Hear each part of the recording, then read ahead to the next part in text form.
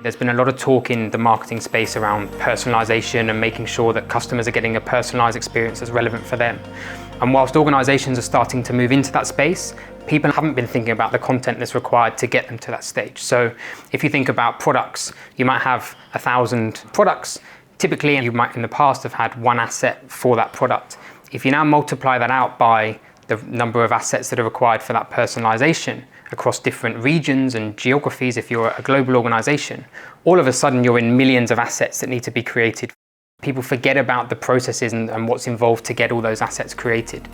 We interviewed a whole host of creatives, and what we found is that actually only 30% of their time was spent on the actual creative work.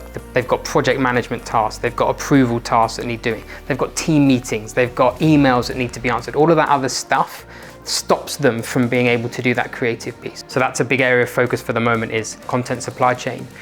Well, let's strip that back and let's look at the processes and the technology and the elements that sit behind getting that content created. What's the vision of the organization? We're looking to activate that campaign now in 3 months' time. What people are required to now take that campaign from an idea to start that production process? You've then got the workflows that are required to get those assets approved. If you've got compliance teams, legal teams, if you're in regulated industries, those sorts of things. Once you've produced those assets, do they need to be transcreated? So what technology, what's the process of getting those assets from an English language into a Chinese language, for example? And then the activations. What is the next phase of taking those assets and putting them live to your consumers?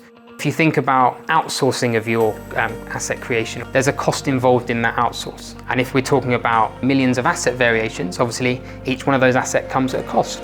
Strip it back to your content supply chain. If you can automate some of that asset creation, if you can automate some of that transcreation, you're all of a sudden cutting a huge amount of cost.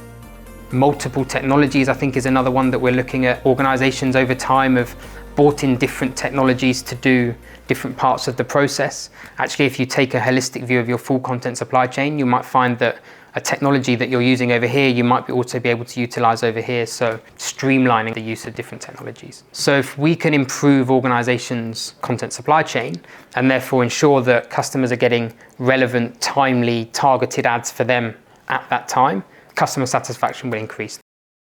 It's a space that is continuing to evolve. But the key thing is it's all underpinned by a cost perspective, an efficiency perspective, but also from a people perspective within their organization.